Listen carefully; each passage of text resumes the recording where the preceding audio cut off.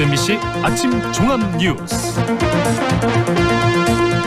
7월 19일 금요일 아침 종합 뉴스입니다. 의붓아버지에 의해 살해된 여중생이 사건이 있기 전 경찰에 보호 요청을 했는데도 제대로 보호받지 못했던 것으로 국가인권위원회 조사 결과 드러났습니다. 세계적인 수영 스타 선수들이 일요일부터 시작되는 경영 경기를 앞두고 광주에 도착해 몸풀기에 들어갔습니다. 기아자동차 광주 공장에서 생산하는 소형 SUV 차량이 첫 선을 보였습니다. 출시 전부터 인기를 끌면서 협력 업체들에게도 활력을 불어넣고 있습니다. 이상 오늘의 주요 뉴스입니다.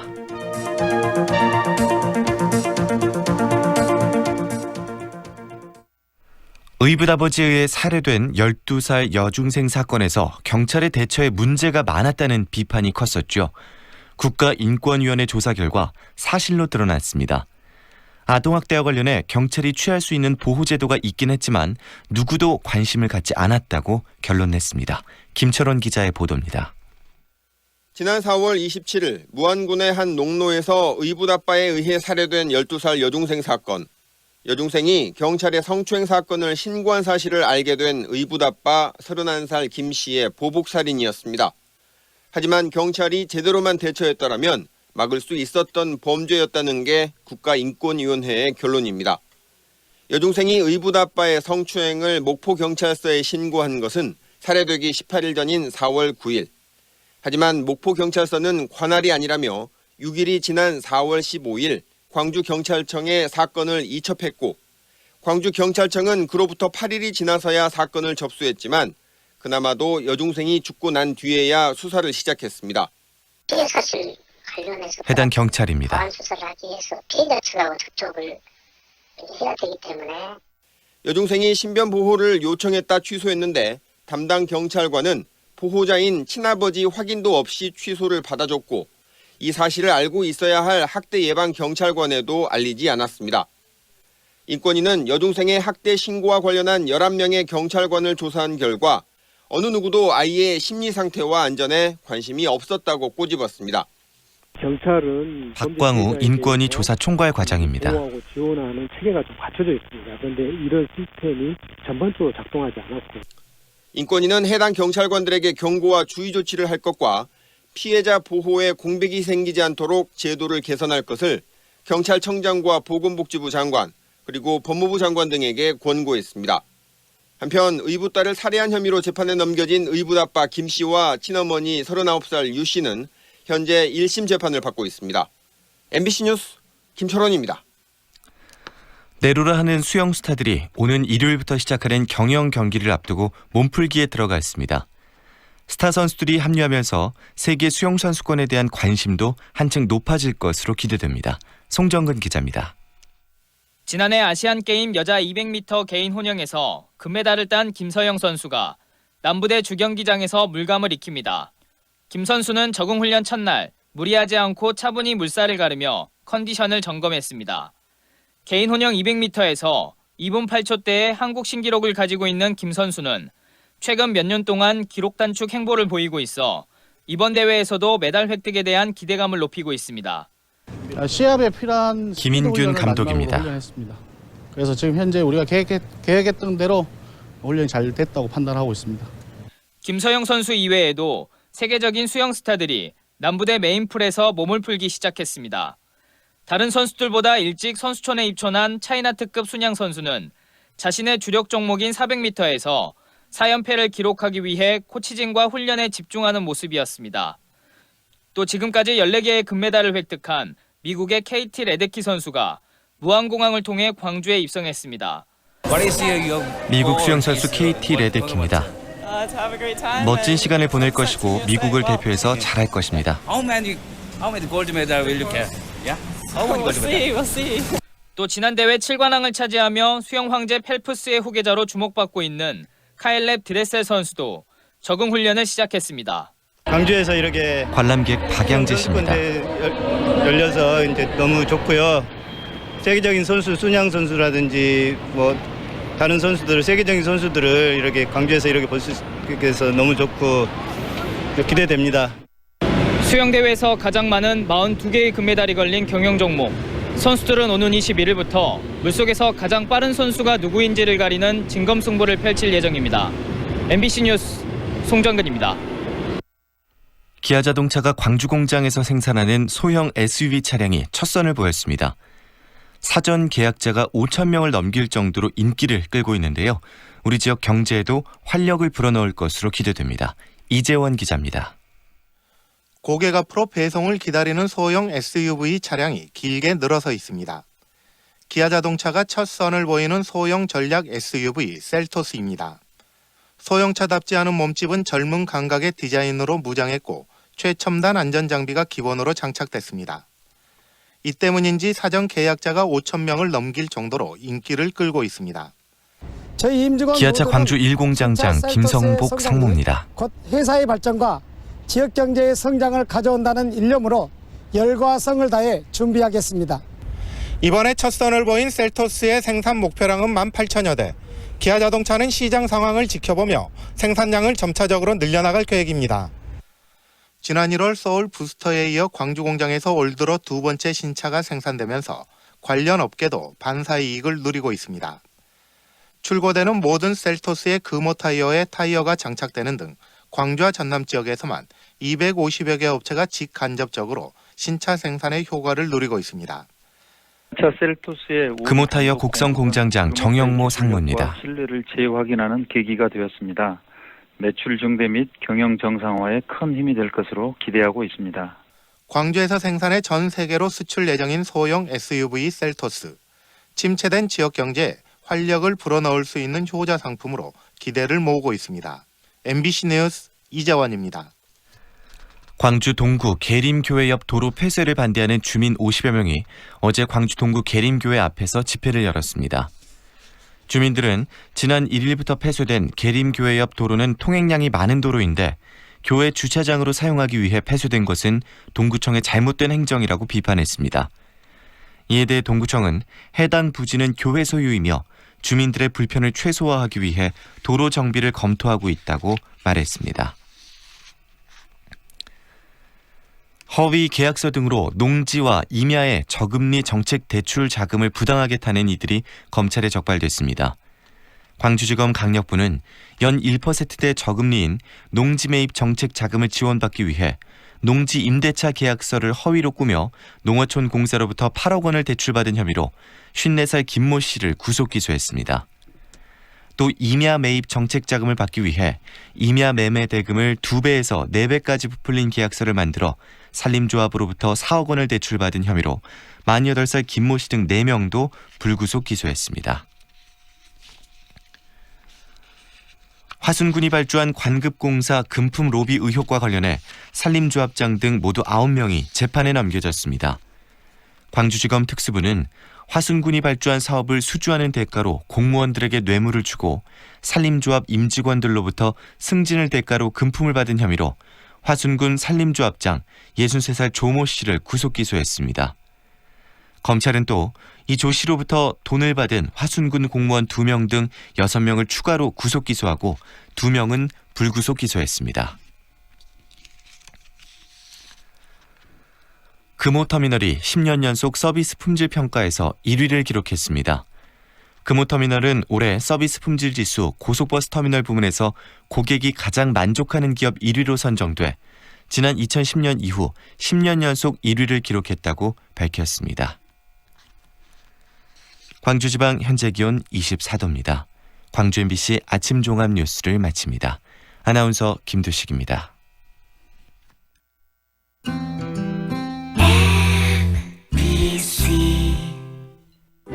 연기자 정동환입니다.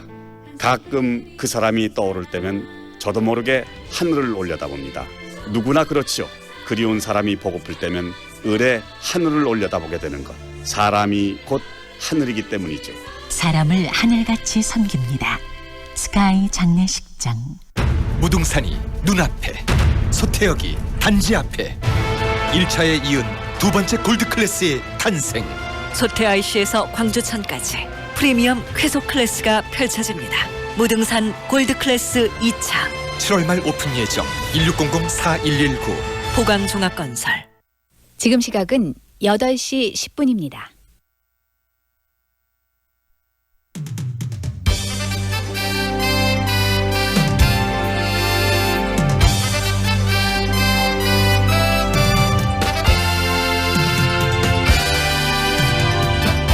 황동현의 시선 집중. 황동현의 시선 집중 2부 시작합니다. 최근에 열린 한 토론회에서 2020년 총선 선거의 시민사회단체의 역할은 과연 무엇인가에 대한 논의들이 구체적으로 이루어졌다고 합니다.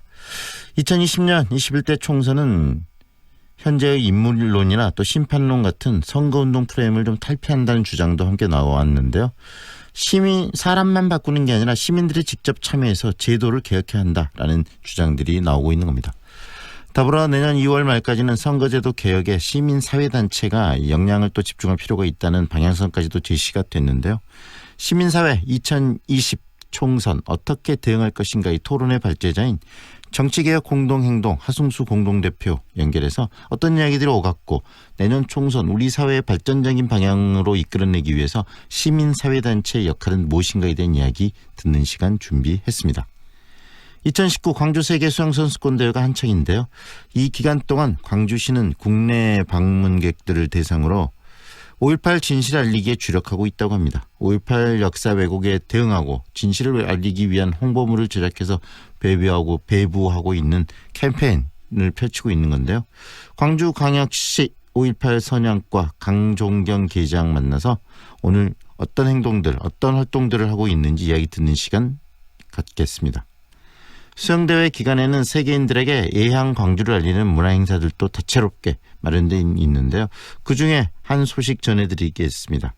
광주 CIS 뮤직 페스티벌 2019가 내일 개최가 되는데요. 이 고려인들 중심으로 문화적 갈등을 해소해 줄 수 있는 그런 행사라고 합니다. 행사 추진위원장 정동수 위원장과의 인터뷰 준비되어 있습니다.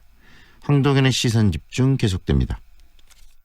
이대리, 그때 불렀던 출장 뷔페가 쿠바하우스요. 맞아, 쿠바하우스. 통돼지 바베큐에서 단체 도시락까지 맛도 좋고 직원들 호응도 좋았지? 그럼 이번에도 당연히 쿠바하우스지. 출장 뷔페 전문기업 쿠바하우스. 검색창에 쿠바하우스 클릭. 7월 수완을 더 빛나게 하는 이름, 명품 아파트 모아 엘가. 무등산 영산강 특급 조망, 지하철 2호선 예정, 신가 재개발 미래가치까지 누리는 더 큰 수완의 완성. 모아 엘가 더 수완. 7월 오픈 예정. 514-1300 해림건설. 좁은 국토를 효율적으로 활용하여 에너지 영토를 넓혀가는 기업이 있습니다. 탑솔라. 생명의 가치를 높이고 미래의 변화를 준비합니다. 하늘의 태양을 땅의 태양으로. 탑솔라. 상무와 수완이 가까운 프리미엄의 중심, 무진로 지나리체 리버뷰가 옵니다. 무등산 영산강 특급 조망, 원스톱 중심 생활을 누리는 명품 중대형 무진로 지나리체 리버뷰. 062-223-0002 진화건설. 여기는 4차 산업혁명을 이끌어갈 에너지 신산업과 미래형 자동차 전장 산업의 중심.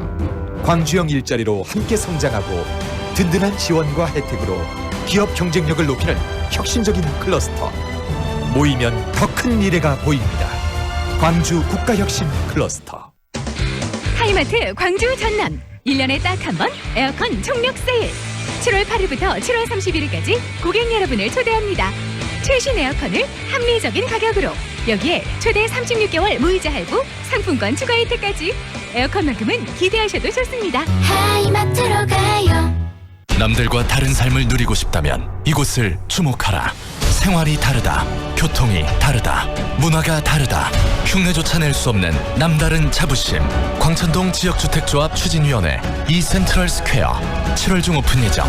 조합원 가입 문의 062-519-3002. 시공 예정 고려 개발. 이사 걱정 없는 맘 편한 집 있을까? 출퇴근 편하고 생활이 편하고 거기다 8년 5일 전세로 마음까지 편한 집? 그래, 바로 여기야. 8년 동안 내 집처럼 8년 후엔 내 집으로. 첨단 한국 아델리움. 8월 오픈 예정. 문의 710-9700. 한국건설.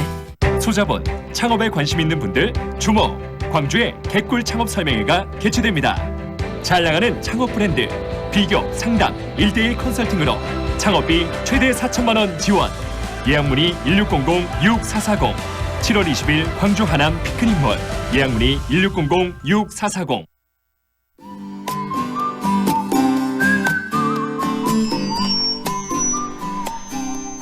현재 5호 태풍 다나스가 한반도를 향해서 북상하고 있습니다. 태풍은 내일 새벽 서쪽 해상을 지나서 내일 낮에는 전남과 영남 내륙을 관통하고 동해로 진출할 것으로 보입니다. 오늘 광주 전남 지역에는 시간당 50mm의 비가 내리겠습니다. 양일로 연제 현대아파트에서 본촌산단 사거리 방향, 본촌산단 사거리 1차로에서 이륜차와 승용차 간 사고 발생했습니다. 대남대로 월산마을 입구 사거리에서 농성교차로 방향, 건강관리협회 사거리 지나자마자 가장자리 차로 막고 공사 중입니다. 동문대로 말바우 사거리에서 무등도서관 사거리 양방향으로 장날 여파로 불법 주정차 많고요.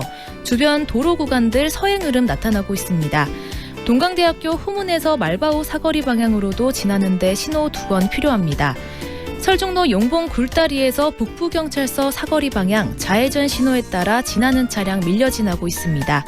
중앙로 금남 근린공원 사거리에서 중앙초등학교 사거리 방향 후미 신호 한 번 더 필요하고요. 동국로 운수나들목 교차로에서 평동산단 방향 정체되고 있습니다.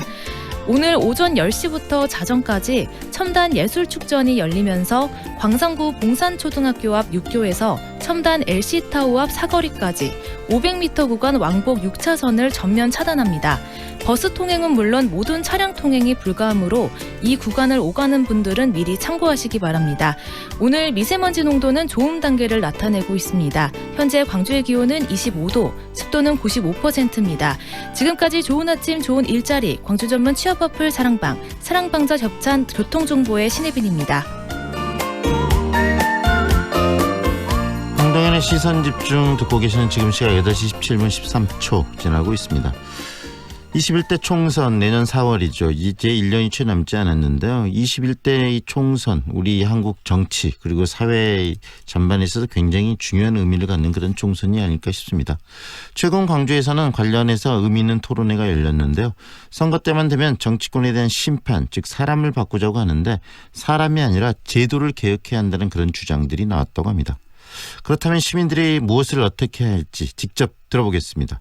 시민사회 2020 총선 어떻게 대응할 것인가 이 토론의 발제자인 정치개혁 공동행동 하승수 공동대표 연결하겠습니다. 안녕하세요 대표님. 네, 안녕하십니까. 네, 내년 총선 정말 정치적으로 사회적으로 그 의미도 있고 중요한 총선이라는 얘기들 하는데요. 우리 대표님께서는 내년 총선의 의미 어떻게 이해하고 계십니까? 네, 사실 그 국민들이 촛불을 들어서 어쨌든 대통령을 또 바꿔냈고 또 사실 사법농단 같은 것도 지금 밝혀지면서 사법부도 개혁의 와중에 있는데요. 네. 그런데 이제 입법부인 국회만이 여전히 지금 바뀌지 않고 있습니다. 얼마 전에도 허핑턴 포스트라는 언론에서 한번 조사를 해보니까 우리나라 국민들이 국회의원들에 대해서 일을 못한다고 평가하고 있는 비율이 84.4%로 나왔거든요. 네. 그러니까 한마디로 말해서 국회가 일은 못하고 각종 뭐 부패나 비리는 많고 그래서 국민들이 신뢰를 가장 할 수 없는 기관으로 여전히 남아있기 때문에 내년 총선이 마지막으로 개혁해야 될 대상이라고 할 수 있는 입법부인 국회를 좀 전면적으로 개혁하는 그런 총선이 되어야 될 거라고 생각합니다. 결국은 국회 입법부의 개혁의 시작점이 결국은 내년 총선이 될 것이라는 이야기이신데요. 그만큼 네. 지금 국회에서 이 개혁 입법들이 산적해 있었는데 그런 개혁 입법 하나도 제대로 처리하지 못하고 있고 여야의 대치 국면만 강화되는 모습들이 국민들을 굉장히 실망시키고 있는 게 바로 20대 이 국회 아니겠습니까?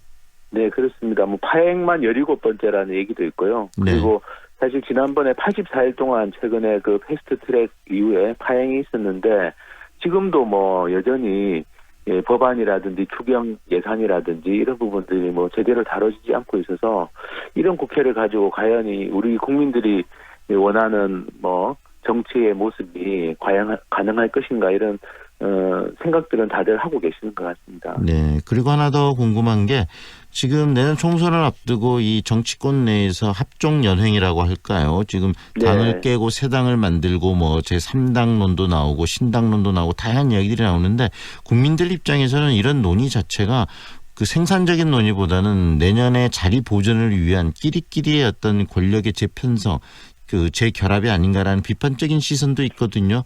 우리 대표님은 어떻게 보세요?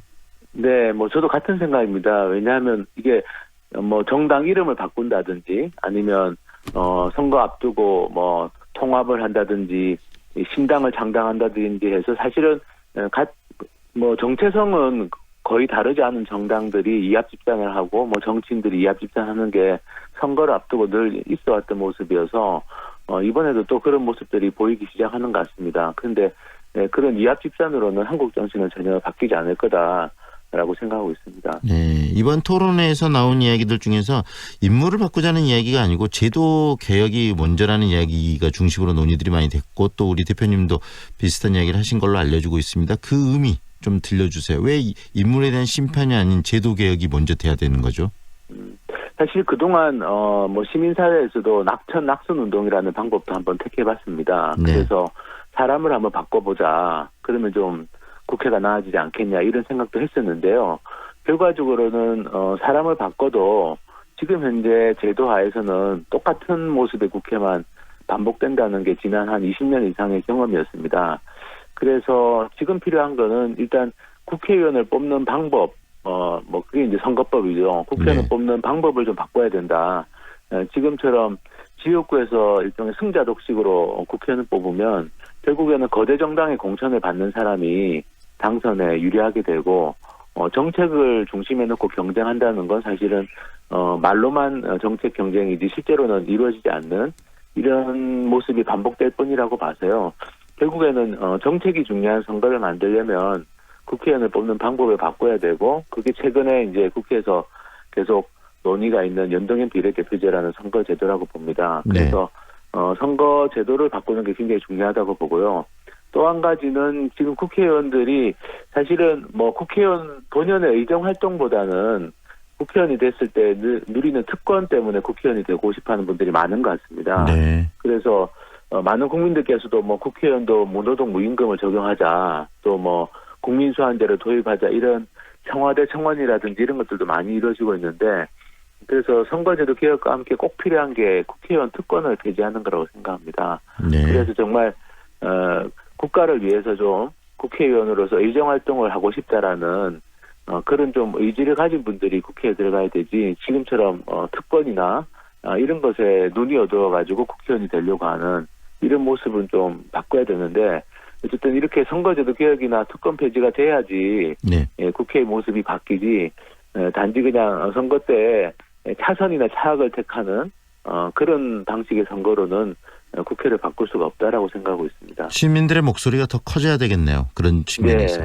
네. 그렇습니다. 지금 뭐 국회에서도 지금 특권 폐지나 선거제도 개혁이 화두로 되어 있기 때문에 네. 우리 국민들께서 얼마나 여론을 모아주시느냐에 지금은 달려있는 것 같습니다. 네. 그리고요 대표님 방금이 선거제도 개혁을 이야기해 주셨는데 그 중심에 정치개혁특별위원회가 있는 거 아니겠습니까? 국회 내 이번에.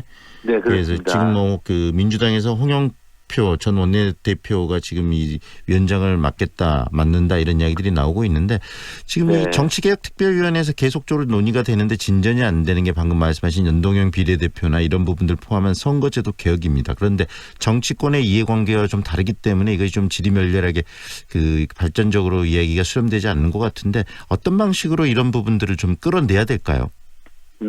일단은 그 지난 4월 달에 패스트 트랙이라는 절차에 지금 올려져 있는 상태라서 네. 어떤 형태로든 본회의 표결까지는 가게 될 것 같습니다. 그래서 지금 가장 큰 걸림돌은 뭐 아시는 것처럼 자유한국당이 제대로 성실하게 협상 자체에 임하지 않고 있어서 그게 가장 큰 좀 걸림돌인데요.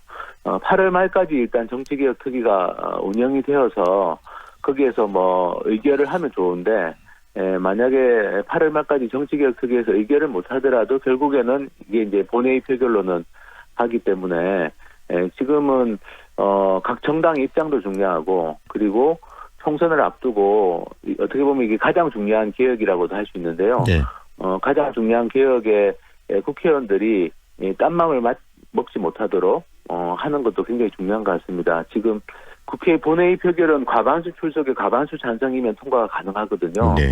그러면 뭐 자유한국당이 설사 끝까지 반대하더라도 자유한국당 빼고도 충분히 과반수 통과 가능하지 않습니까? 네네. 네, 그렇습니다. 그래서 이제 중요한 것은 이제 각 정당이 끝까지 개혁에서 이탈하지 않도록 해야 되고 또 지역구 국회의원들이 자기 그냥 개인적인 이해관계 때문에 네. 이런 개혁에 반대하지 못하도록 하는 건 결국 지역의 시민사회나 유권자들의 역할이 저는 중요하실 것 같습니다. 현재 패스트트랙에 올라가 있는 이 정치개혁 법안이 꼭 통과가 돼야 된다는 말씀이시네요.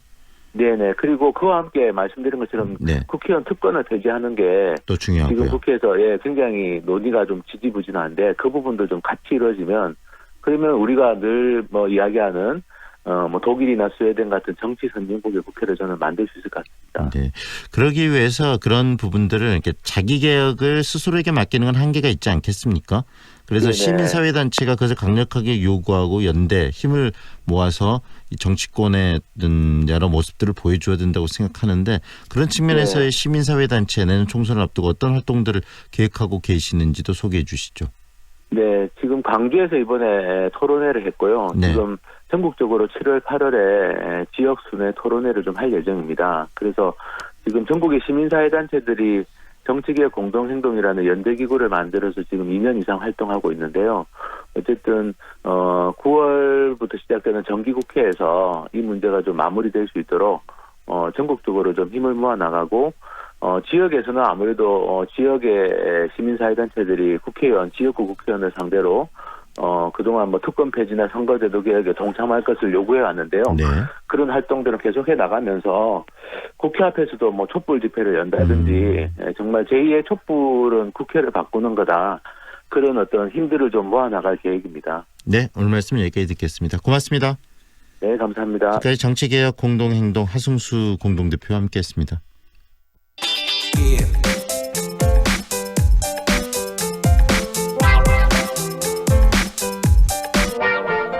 광주광역시가 2019 광주 세계 수영선수권대회 기간 동안 방문객들을 대상으로 5.18의 진실을 알리는 그런 캠페인을 하고 있다고 합니다.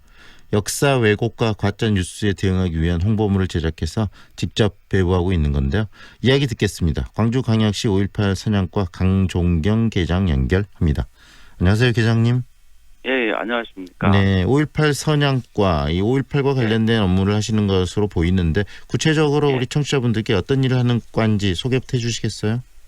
예, 저희 5.18 선양과에서는요, 광주 5.18 광주 민주화 운동의 숭고한 정신을 계승하고 선양 사업을 추진하는 부서로서 5.18 기념행사와 5.18 시설물 관리, 네. 5.18 민주화 운동 피해 관련자 보상, 저희 팀이 지금 주관하고 있는 5.18 역사 왜곡 대응 및 진실규명, 그리고 전남도청 보건 지원 등의 업무를 하고 있습니다. 지금 가장 또 중요한 업무 중에 하나가 이 5.18의 왜곡에 대한 대응, 이 업무 굉장히 중요한 업무 아니시겠습니까? 예, 그렇습니다. 그래서 이번에 세계 수영새를 찾는 여러 이 관광객들을 대상으로 또 찾는 분들 대상으로 이 5.18 민주화 운동에 대한 제대로 된 진실을 알리는 그런 캠페인을 하신다고 들었는데 그 캠페인 내용 소개 좀 해주세요. 여보세요? 예. 네네. 지금 캠페인 하고 계시죠, 계장님? 예, 그렇습니다. 네. 네. 우리 시는 네네. 지난 2월 망언 이후에 5.18 역사 왜곡 대책위원회 회의를 긴급 소집해서 상시적인 민간 협력 실행 기구인 5.18 역사 왜곡 처벌 강주운동부를 구성하였습니다. 네. 민간 협력 기구에서는 역사 왜곡 처벌법 제정, 진상조사위원회 출범, 망언 의원 퇴출 등 3개항의 촉구를 위해서 네. 우리 지역과 서울에서 범시민적, 범국민적 골기대회를 개최하였고요. 네. 5.18 역사 왜곡에 강력 대응하고 있습니다. 네. 지금 그래서 캠페인도 이번에 하고 그러시는데 특히 39주년을 맞아서 이렇게 세계 수영 선수권대회가 열리고 많은 분들이 광주를 찾고 광주를 찾는 분들에게 이런 캠페인들을 하고 계시는데 어떻습니까? 5.18 민주화 운동에 대해서 광주를 찾는 외국인 또는 그 많은 또 내국인들이 관심들을 좀 갖습니까?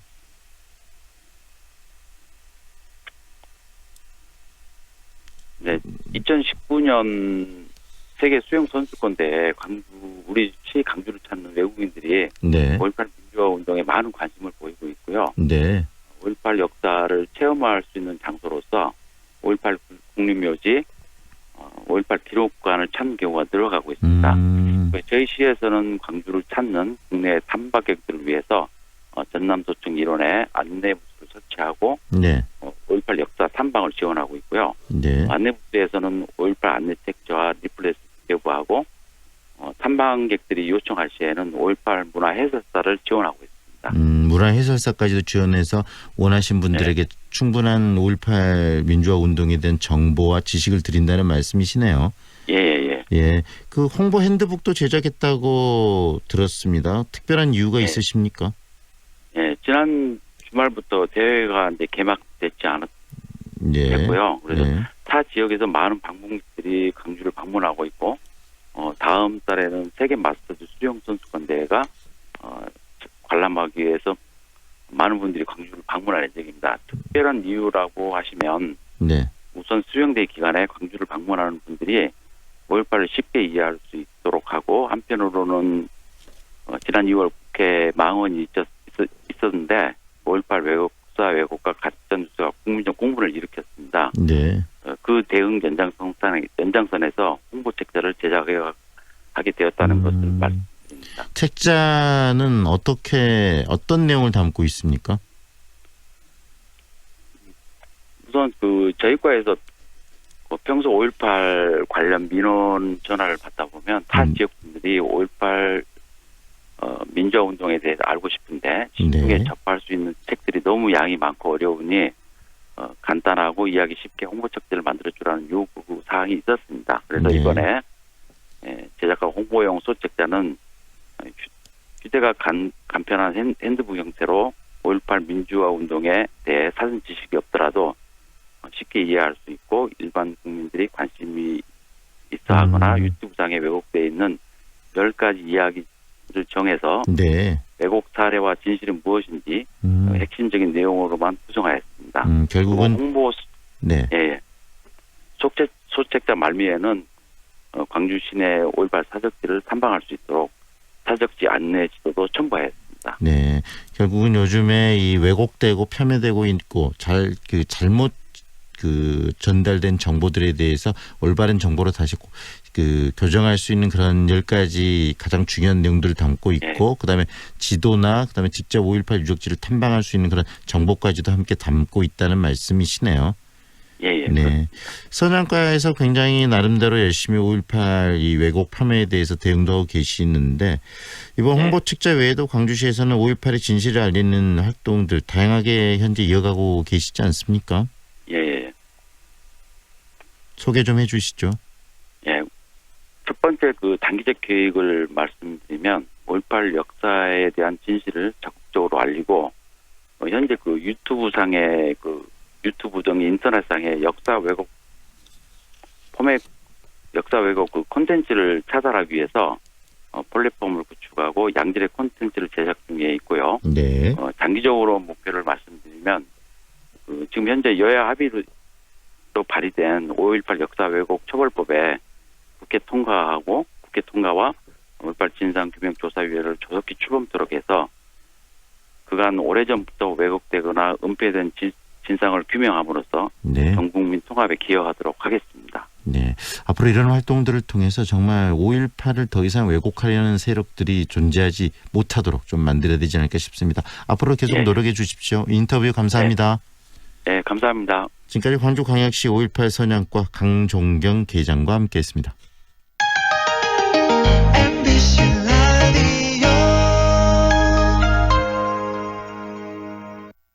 4월 7일 장례를 치르신 유족 박상한 님입니다. 엄마 보내고 참 힘들었는데 위로가 많이 됐어요. 3월 4일 장례를 치르신 유족 전승현 님입니다. 덕분에 잘 치렀습니다. 정말 감사합니다. 진정한 위로, 남문 장례식장. 우리의 꿈을 펼치는 곳, 우리의 취업과 창업을 성취하는 곳, 광주대학교. 더 나은 내일, 더 좋은 미래를 위한 내 꿈의 파트너, 광주대학교. 취업, 창업 중심 교육 명문대학. 광주에는 광주대학교가 있습니다. 미래도의 일상은 작품이 됩니다. 중해공원과 비엔날레 문화라이프. 미래도의 입지는 예술이 됩니다. 우수한 교육 환경과 우남 재개발 프리미엄. 기대하세요. 7월 중일공원 모아 미래도의 프리미엄이 당신을 찾아갑니다. 062-372-2001 모아 종합건설. 광주 중심에 골드 클래스가 옵니다. 가장 빛나는 자리에서 나에게만 주어지는 특별함이 있는 곳. 골드 클래스. 당신의 새로운 역사가 됩니다. 행복 위의 지연집 화정 골드 클래스. 8월 오픈 예정. 062-227-2278 보강 종합건설. 93.9 Feelings between the sheets. Why am I caressing my mama's fat knees? 세상을 보는 지역의 눈. 여러분은 지금 황동현의 시선 집중과 함께하고 있습니다. 러시아권 최고 가수들이 참여하는 광주 CIS 뮤직 페스티벌 2019가 내일 개최가 됩니다. 세계 수영 선수권 대회의 성공을 기원하고 그다음에 또 러시아권에서 활동하는 여러 가수들이 직접 참여하면서 이 고려인들, 그 지역에 사는 고려인들에 대한 어떤 위로 또는 삶에 대한 어떤 에너지를 주기 위한 그런 행사라고 하는데요. 행사를 주최하는 광주 CIS 뮤직 페스티벌 2019 정동수 추진위원장 연결해서 관련 내용 듣도록 하겠습니다. 안녕하세요, 위원장님. 네, 반갑습니다. 네네. 광주 CIS 뮤직 페스티벌 추진위원장 정동수입니다. 네. 전화로 되세요. 먼저 이 CIS가 어떤 의미를 갖고 있는 말인지 소개부터 좀 해주시겠습니까? CIS는 구노시아권에서 해체한 10개국의 독립국가 연합을 말합니다. 중요 국가로는 우즈베키스탄, 카자흐스탄, 키르기스탄, 러시아 등이 참여하고 있습니다. 네. 그리고 또 그쪽에서 사는 우리 그 고려인들이 많이 살던 바로 그 국가들이네요. 네네네. 네. 그렇다면 또 우리 지역에 거주하는 고려인들은 얼마나 됩니까? 먼저 주로 우리 강상구 월곡동 선정동에 강주 고려인 마을 있지 않습니까? 네네. 거기에 강상구청에서 파악한 걸로 약 6천여 명이 거주하는 걸로 파악되고 있습니다. 그리고 광주시 전체로는 약 8천 명의 고려인 농포를 포함해서 CIS 국가 러시아권 사람들이 체류하는 것으로 파악되고 있습니다. 네. 그런데 그분들이 소위 말해서 이 조상들의 나라, 이 대한민국에서 살면서 여러 또 어려움을 겪는 게 현실 아니겠습니까? 그렇습니다. 그 현실에 대한 소개도 좀 해주세요. 어떤 어려움들을 많이 토로하십니까? 네, 우선 가장 어려운 것은 이분들이 언어적인 부분인 것 같습니다. 언어적인 부분, 우리 한국말을 잘 못하니까 또 우리 한국 분들에게 애국인 취급을 더 특히 많이 받는 것 같고요.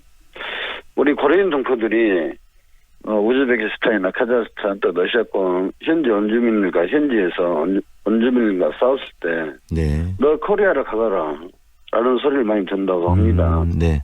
또 한국에서도 또 우리 고려인 동포들에게 한국말 잘 못하니까 외국인 취급을 받고 있지 않습니까? 네. 네, 이런 말이 있습니다. 국가는 바꿀 수 있지만 민족은 바꿀 수가 없다고 합니다. 우리 고려인 동포들이 비록 태어나고 자라난 것은 다르지만 뿌리가 같은 한 민족인 우리 고려인 동포들에게 우리 한국 사람들이 좀 더 따뜻한 관심을 가져주셨으면 감사하겠습니다. 네, 결국은 조상들의 나라인 한국, 그 우리 할아버지 할머니의 나라인 한국에서도 언어가 다르고 문화가 많이 달라졌기 때문에 적응 못하고 또 살던 뭐 우즈베키스탄이나 이런 CIS의 나라에서도 또 그 민족이 좀 다르기 때문에 제대로 그 융합하지 못하고 이 경계인으로서 살고 있는 고려인들 한 8천여 명이 또 우리 광주에 거주하고 있다는 말씀 아니겠습니까? 네네네. 네, 그분들의 어떤 삶에 좀 힘을 주고 또 앞으로 미래에 대한 어떤 기대감을 주기 위해서 이번에 행사를 하신다고 들었습니다. 구체적으로 광주 CIS 뮤직 페스티벌 2019 어떤 의미에서 기획하셨고 그다음에 행사는 어떤 식으로 추진되는지 소개 좀 해주세요. 네네네. 우리 고려인 동포들과 러시아권 15개국 CIS 애국인 대한민국 내 거주자들에게 그분들이 정말 사랑하고 그분들이 정말 보고 싶어하는 최고의 슈퍼스타들 공연을 대한민국에서 최초로 광주에서 보여줄 수 있다면 네. 우리 고려인 동포들과 CIS 국가 거주자들에게 대한민국에서 가장 소중하고 가장 아름다운 추억이 될 거라고 생각했습니다. 네. 또 우리 광주시는 아시아 문화 중심지를 지향하고 있지 않습니까? 네. 러시아권 나라에서도 유명한 우리 그 러시아권 나라에서도 우리 광주 고려인 마을은 굉장히 유명합니다. 네. 우리 광주시가 러시아권 15개국의 대중문화를 먼저 선정하고 그 나라의 슈퍼스타들이 우리 광주에서 공연을 자주 하게 된다면 네. 우리 광주시가 아시아 문화 중심지 메카로 자리 잡는데 기여를 할 수 있다고 생각했습니다. 네.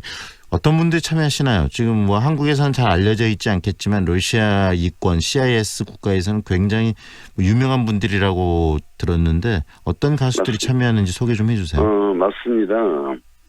먼저 우리 한국에서 조용필과 나훈아 선생님처럼 유명한 네.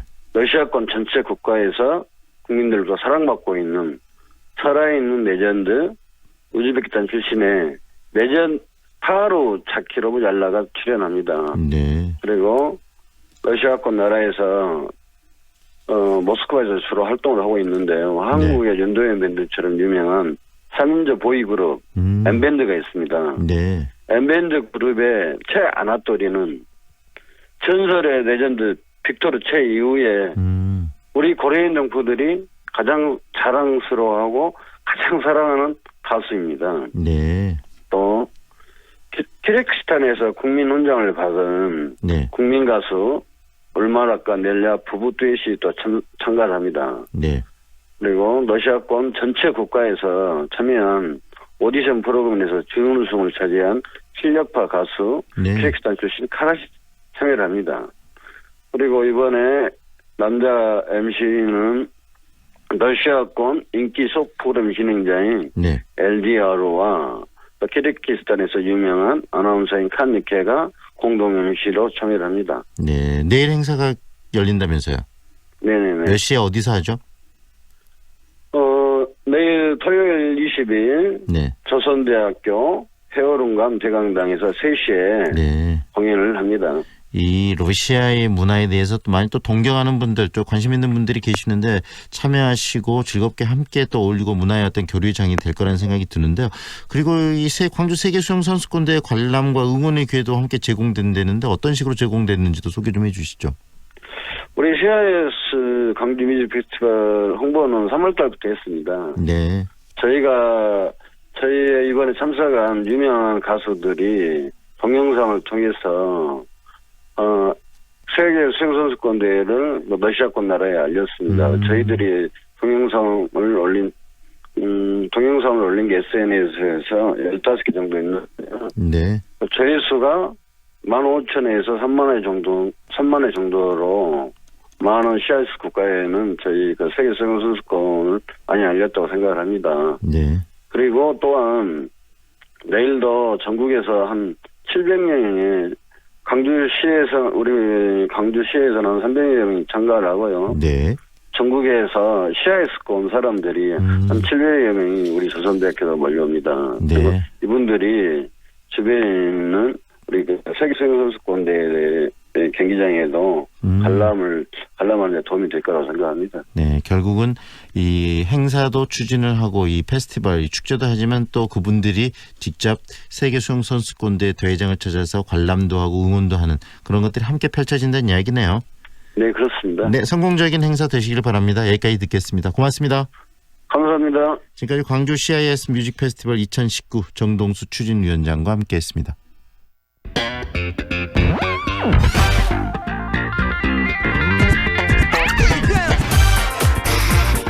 남도의 아름다움을 귀로 느끼는 시간이죠. 아름다운 남도. 오늘도 전남도청 대변인실 이돈삼 시민기자와 함께합니다. 어서 오십시오. 예, 안녕하셨습니까? 태풍의 영향으로 지금 비가 지금은 오지 않습니다만 광주 지역은 곧 내릴 거라고 하는데요. 이번 주는 어디를 안내해 주십니까?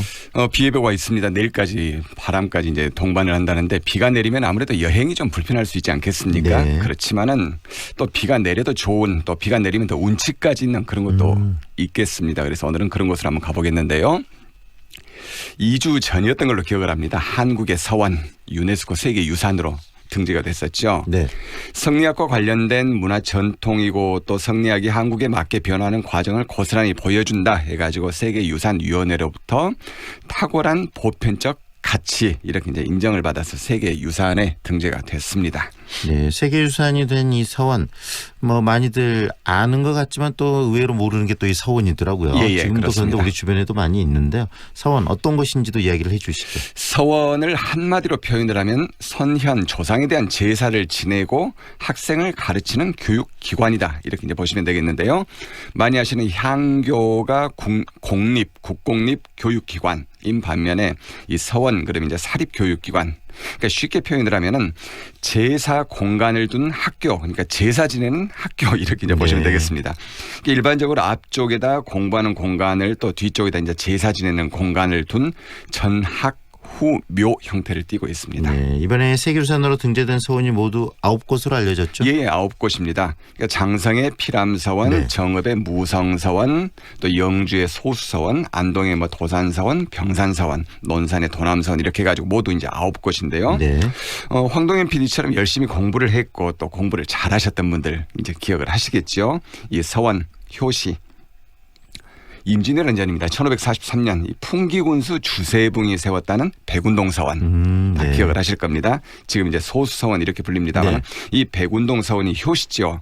그러니까 서원은 제사 기능 또 교육 기능 외에도 뭐 책도 내고요. 또 여론도 형성하고 이런 것들을 하면서 정치 사회적으로 아주 중요한 그런 이제 위치를 차지했었는데 이게 이제 조선시대 후기로 가면서 당쟁의 온상이 됩니다. 이 당쟁의 온상이 되면서 이제 뜨고 이제 침몰한 이 부침을 겪었는데 흥선대원군의 서원 철폐령 직전에 전국에 있는 서원이 공식적으로 1000개가 됐다고 합니다. 그러니까 공식적인 통계가 1000개니까 비공식적으로 훨씬 더 넘었을 것이다. 이렇게 이제 이 얘기를 하는데 이 서원 철폐령으로 인해서 많은 이 서원들이 없어지고 사액서원 47곳만 살아남았습니다. 이제 오늘 이제 말씀드리고 싶은 것은 이 서원 철폐령에서도 살아남았고 이번에 세계유산으로도 지정이 된 장성의 피람서원 이제 여기를 가보겠는데 비가 내리는 날 우산 쓰고 가도 정말 좋고요. 또 이 비 내리는 날 옛 원생들이 공부하던 공간에 앉아서 이 비 내리는 풍경 차분히 보면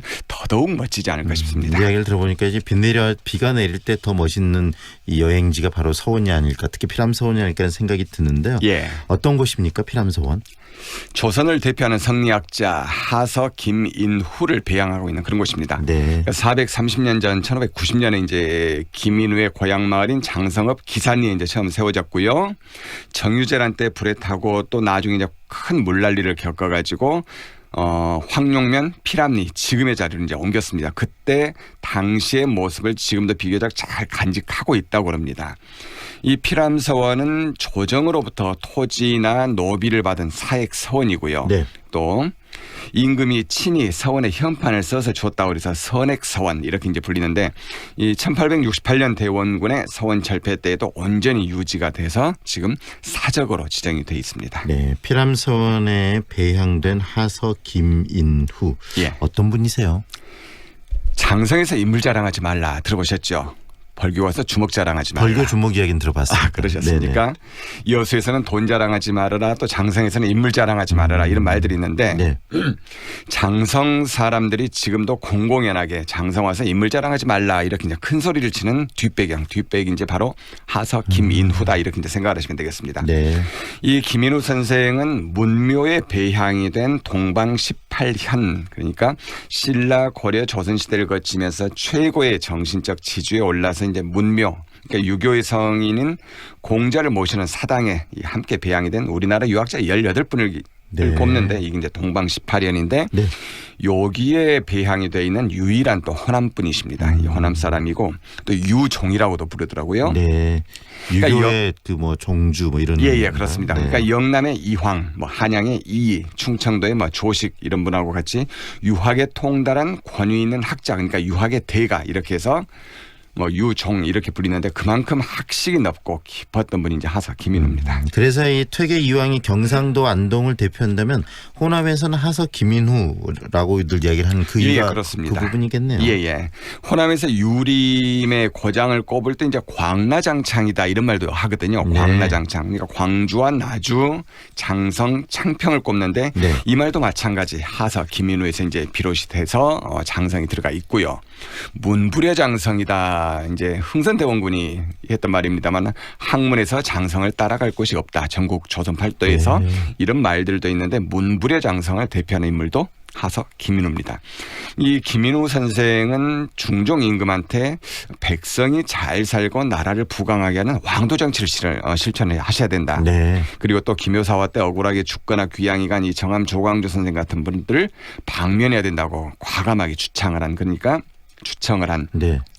김효사화 직후에 누구도 이런 말들을 하지 못하는 그런 분위기에서도 과감하게 상소를 올렸던 그런 또 강직한 그런 분이시기도 합니다. 네, 큰 인물이라는 생각이 드는데요. 이 김인후 선생을 배양한 피람서원 규모는 어느 정도나 됩니까? 피람서원의 규모도 아주 큽니다. 그러니까 앞쪽에 공부하는 공간 또 뒤쪽에 제사 지내는 공간을 전학 후묘 형태 이제 여기도 전형적으로 띄고 있는데 수령 200년 된 은행나무와 어우러진 이제 대문이면서 원생들의 휴식 공간이기도 하니 누각 형태, 2층 누각 형태의 화견루라고 있습니다. 이게 이제 대문인데 이 화견루를 통해서 안으로 들어가면 원생들이 공부했던 청절당이 있고요. 또 그 뒤에 원생들이 공부하면서 생활했던 기숙사입니다. 동쪽에 동제, 서쪽에 서재가 자리를 하고 있습니다. 여기서 또 내산문을 들어가면은 사당인 우동사가 있고요. 또 제사를 준비했던 전사청 이런 것들까지 다 갖춘 상당히 큰 그런 서원입니다. 네, 피람서원에서 만날 수 있는 이 문화유산도 많다면서요? 소장하고 있는 자료가 이제 꽤 있습니다. 그러니까 서원에 가시면은 경장각이라고 있는데 이 경장각은 정조가 김인후를 배양하면서 이제 세우도록 한 그런 건물이거든요. 그러니까 이 경장각에 인종이 하사 김인후한테 선물했다는 묵죽도, 그러니까 묵으로 그린 대나무 그림입니다. 묵죽도, 뭐 판각 이런 것들이 보관이 되어 있고요.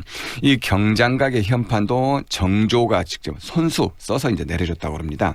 임금이 쓴 글씨라고 그래서 이제 그만큼 존엄하고 신성하게 여겨서 지금도 현판을 얇은 천으로 이렇게 가려놨습니다. 이 경장각이 있고요. 장판각에 보시면 김인후의 문집 목판이 보관이 되어 있고 또 보물로 지정이 되어 있는 이 피람서원의 문적 또 하서 유묵 이런 것들은 아주 귀한 자료이고요. 피람서원 같은 경우는 편액도 눈여겨볼 만한데 경장각이 정조가 썼다고 말씀드린 그런 어필이고요.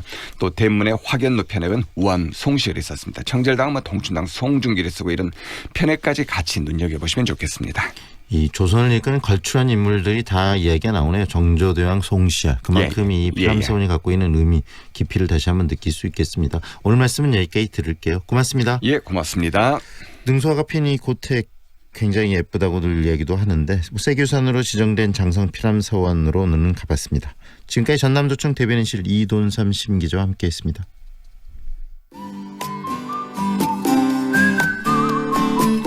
오늘 남부지방과 제주도에는 시간당 50mm의 세찬 비가 쏟아지겠습니다. 장맛비는 내일 새벽부터는 전국으로 확대되겠습니다. 내일 제주도에는 500mm 이상의 비가, 전남과 영남 지방에는 200mm 이상의 비가 내리겠습니다.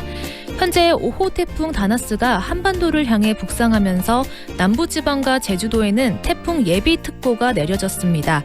태풍은 내일 새벽 제주도 서쪽 해상을 지나서 내일 낮에는 전남과 영남 내륙을 관통한 뒤 늦은 밤 포항 부근의 동해상으로 빠져나갈 것으로 보입니다. 내일 장마전선과 태풍의 영향을 모두 받으면서 호우 피해가 우려됩니다.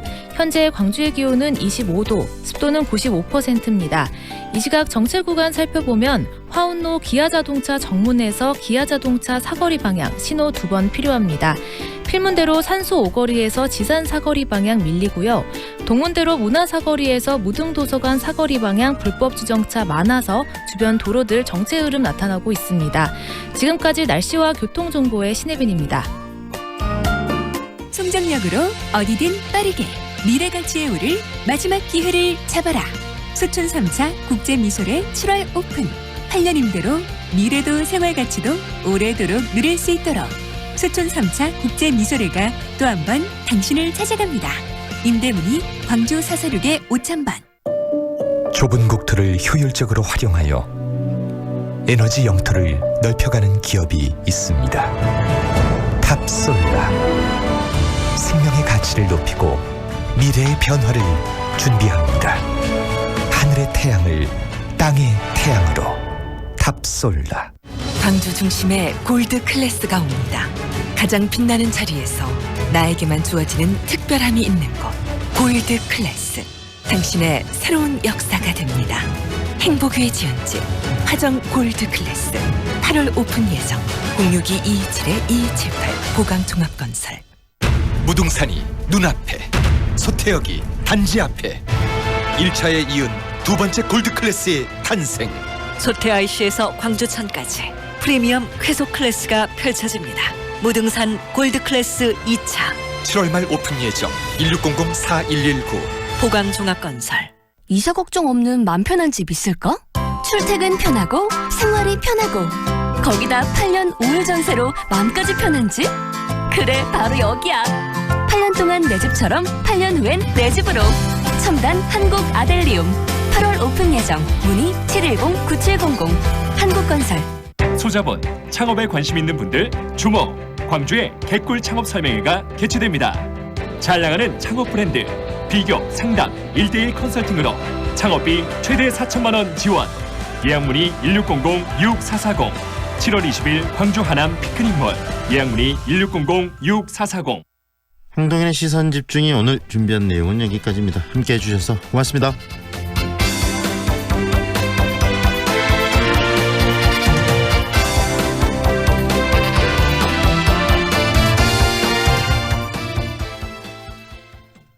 지금 시각은 8시 57분입니다. 하이마트 광주 전남 1년에 딱 한 번 에어컨 총력 세일. 7월 8일부터 7월 31일까지 고객 여러분을 초대합니다. 최신 에어컨을 합리적인 가격으로, 여기에 최대 36개월 무이자 할부, 상품권 추가 혜택까지. 에어컨만큼은 기대하셔도 좋습니다. 하이마트로 가요. 이사 걱정 없는 맘 편한 집 있을까? 출퇴근 편하고 생활이 편하고 거기다 8년 5일 전세로 마음까지 편한 집? 그래 바로 여기야. 8년 동안 내 집처럼 8년 후엔 내 집으로. 첨단 한국 아델리움 8월 오픈 예정. 문의 710-9700 한국건설. 2019 우수 중소기업 농특산물 추석선물 박람회 8월 30일부터 9월 3일까지 5일간 김대중 센터에서 열리는 이번 행사는 개그우먼 김보화가 출연, 광주 MBC 후원 특별 생방송으로 진행됩니다. 참가 문의 062-371-3511 371-3511. 올해 첫 삽을 뜨는 광주 도시철도 2호선. 그 중심엔 시민들이 있습니다.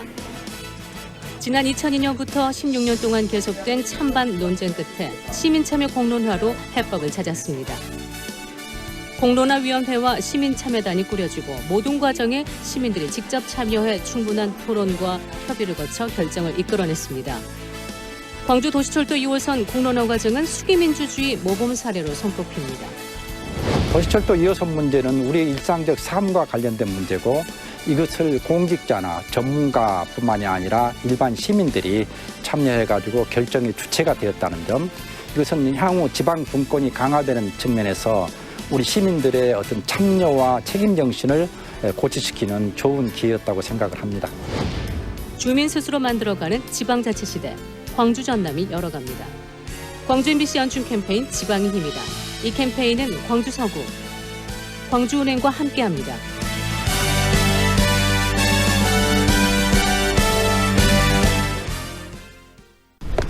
사람들의 발소리가 산사태 소리처럼 들리는 사람도 있습니다. 그들은 자폐라는 이름의 세상에서 삽니다. 돌발 행동을 보여도 먼저 안심시켜주고 기다려주세요. 당신의 이해가 배려하는 세상이 됩니다. 공익광고협의회. AM 819kHz, 표준 FM 93.9MHz, 광주 MBC 라디오입니다. HLCN.